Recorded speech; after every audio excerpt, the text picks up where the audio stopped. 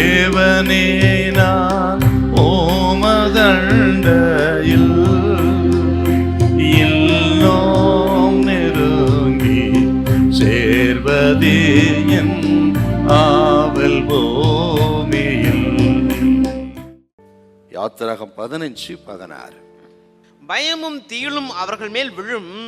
கர்த்தாவே, உமது ஜனங்கள் கடந்து போகும் வரையும், நீர்மீட்ட ஜனங்களே கடந்து போகும் வரையும் அவர்கள் உம்முடைய புயத்தின் மகத்துவத்தினால் கல்லை போல புயத்தின் மகத்துவத்தினால் கல்லை போல அசைவற்றிருப்பார்கள். உமது புயத்தின் வல்லமை,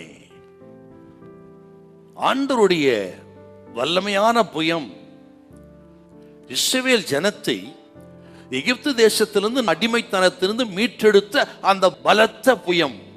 10 வாதைகளை எகிப்து தேசத்தில் ஆண்டவர் அனுமதித்து தன் கரத்தை பலப்படுத்தி புயத்தை பார்வோனுக்கு வெளிப்படுத்தினார்.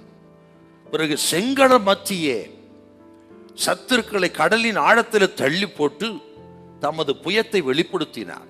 இதெல்லாம் நினைச்சுதான் இஸ்ரவேல் ஜனம் பாடுகிறார்கள். அவர்கள் பாடின பாட்டு தான் 15ஆம் அதிகாரம். அதில் தான் சொல்றாங்க, அவருடைய வல்லமையுள்ள புயம். ஆண்டவரே, உமது கரம் 10 வாதைகளை எகிப்து தேசத்தை இடித்தது, வல்லரசு தேசத்தை. செங்கடல் மத்தியிலே அந்த வல்லரசுவின் சேனையை அமிழ்த்து போட்டு நமது ஜனத்தை பாதுகாத்த அந்த வல்லமுள்ள புயம் எத்தனை ஆச்சரியமானது என்று அவர்கள் பாடி துதிக்கிறார்கள். அப்படியே கானான் தேசத்துக்கு வந்துட்டாங்க. கானான் தேசத்துக்கு வந்த பொழுது மோசே அதை ஞாபகப்படுத்துறாரு. ஜனமே, ஆண்டவருடைய புயத்தை மறந்துடாதீங்க, வல்லமையுள்ள கரத்தை மறக்காதீங்க. எப்படியெல்லாம் நடத்தினார், உங்களை நடத்தி 40 வருஷம் போஷித்து கானான் தேசத்துல 7 ஜாதிகளை துரத்தி அந்த ராஜ்யத்தை உங்களுக்கு கொடுக்கிறாரே, அந்த தெய்வத்தை மறக்காதீங்க. அவருடைய விடுவிக்கிற கரத்தை, விடுதலை கொடுத்த கரத்தை மறக்காதீங்க. இன்றைக்கு ஆண்டவர் சொல்றாரு, கடந்த மாதம் நடத்தி வந்த ஆண்டவரின் கரத்தை மறவாதிருங்கள். எப்படியெல்லாம் நடத்தினார்.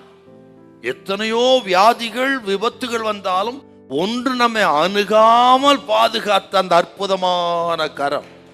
அந்த கரத்தினாலதான் பாதுகாப்பா இருக்கிறோம். நாம் அறியாமலே எத்தனையோ ஒரு யுத்தம் நமக்கு விரோதமாக ஆவிகளின் மண்டலத்தில் நடந்து கொண்டிருக்கிறது.